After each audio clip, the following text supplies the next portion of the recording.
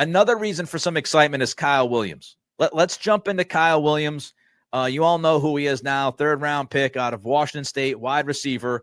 And there was an interesting comparison that was made that I wanted to get to. And it was a comparison that Burt Breer wrote about. He posted a lot of people around the NFL liked the Patriots landing Williams in the third round.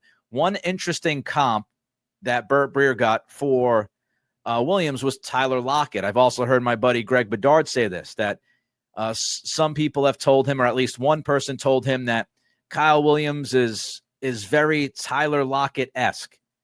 And it's a very interesting comparison to make, because let's look at yak, yards after the catch.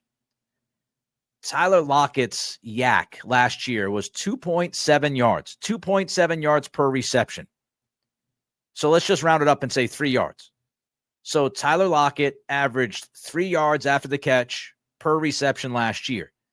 Kyle Williams is known as a yak guy. The 33rd team, the website, wrote about Williams. James Foster wrote about Williams, and here's what he wrote. In 2024, Kyle Williams ranked 4th among FBS receivers with 590 yards after the catch. Kyle Williams was the 4th best yards after the catch receiver in the FBS. Out of all the receivers, out of the entire FBS, Kyle Williams was the 4th best when it came to yards after the catch, 590 yards. And I just told you that Tyler Lockett last year for Seattle averaged just under 3 yards of yak per reception. Kyle Williams averaged 8.4 yards of yak per reception, which was 8th among receivers with at least 50 targets. So literally, when you look at the statistics, when you look at the analytics, Kyle Williams was literally one of the best receivers in college football last year in yards after the catch. He also forced 21 missed tackles, and he led the FBS with 3 screen touchdowns. And I don't see Tyler Lockett with that dimension to his game. I love Tyler Lockett, and I've loved Lockett for a long time, loved him in college, loved him in Seattle, and I think he'll be good for Tennessee. But I think Williams has more explosiveness after the catch than Lockett ever had, and especially now when you look at the stats, Williams last year versus Lockett last year, I don't think it's close. The numbers bear it out. So Kyle Williams, if you're comparing him to Lockett, just know he has a lot more juice after the catch than Lockett does. But there are similarities. And so I understand where some of these scouts, some of these sources that Burt Breer is talking to and Greg Bedard is talking to, I do understand genuinely why some of these people would be comparing Kyle Williams to Lockett, because there are the similarities. Both guys ran a 4.440. So Lockett coming out of college ran a 4.4. Kyle Williams also ran a 4.4. So their 40-yard dash exactly the same at 4.4. And then you think about the culture stuff. You think about the character. You think about the makeup.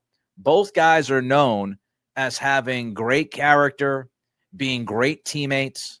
So when you look at Lockett, the leader, Lockett, the character, right? The reputation of the character, the makeup of the player, very similar to what people say about Kyle Williams. Kyle Williams, of course, played in the bowl game this last season against Syracuse when his starting quarterback and the head coach decided to leave before the bowl game. Kyle Williams could have backed out of that game and said, I'm going to the draft. I'm not going to play in this game. He played against Syracuse in the bowl game, and he had a tremendous performance. So you just look at the leadership, you look at the work ethic, you look at the character, those intangibles, the makeup.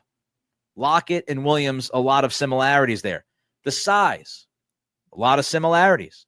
Lockett's 5'10", Williams is 5'11", Lockett 182, Williams 190. So Williams just a little bit heavier than Lockett, but a very similar size, 5'10 versus 5'11, 182 versus 190. The other thing on the field that goes beyond the intangibles and goes beyond the size, on the field, both Lockett and Williams are versatile. Both Lockett and Williams can play inside-outside. Lockett played inside-outside at Seattle, and Kyle Williams played inside-outside last year for Washington State.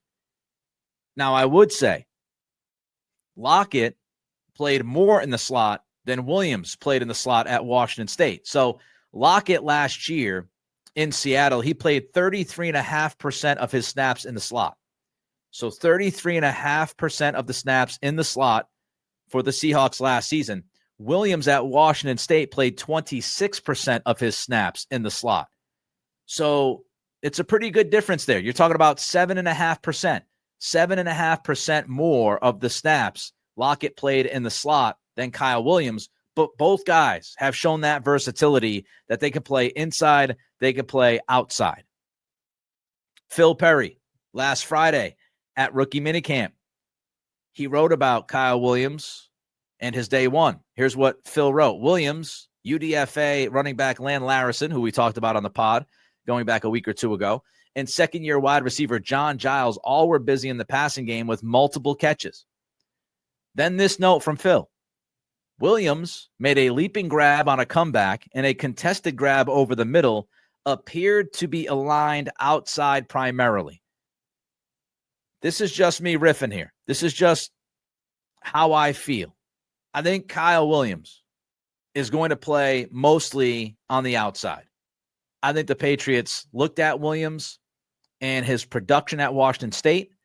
I think they believe that he can beat some teams vertically. I believe that they saw his release package at the line of scrimmage and feel like he can beat coverage right out the gate and make some plays. I think if you line him up outside, that opens up the door a little bit to mess around, and I'm sure Josh McDaniels will do that. I think they'll move him inside from time to time. I think they'll give him some jet sweeps. I think they'll give him some wide receiver screens because of what he showed at Washington State.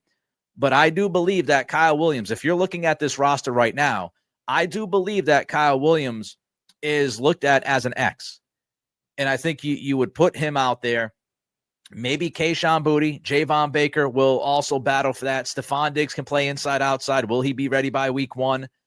I think Diggs will be more of that move-around receiver for McDaniels. I think he's going to be more the Z. But I think they look at Kyle Williams and they say to themselves, we've got a guy that we can play on the outside. And primarily at rookie minicamp, at least the portion that was open day one to the media, that's where Williams was. He was, I don't want to say exclusively, but as Phil Perry wrote, Kyle Williams was aligned outside primarily during that first day of camp. And I'm excited to see what Kyle Williams can do. I really am. And I know we all got PTSD at that position. We all have gone through the awful drafts of wide receivers over and over and over again. We've gone through that pain. And I'm with you. I think all of us are in the same kind of spot when the Patriots draft a wide receiver in the top 3 rounds. It's I will believe it when I see it. I really liked Jalen Polk last year, and obviously that was not good. It was not a good rookie season for Jalen.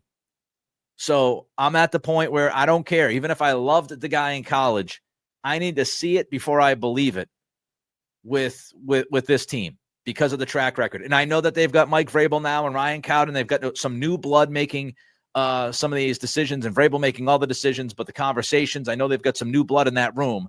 So hopefully Kyle Williams ends up being a hit.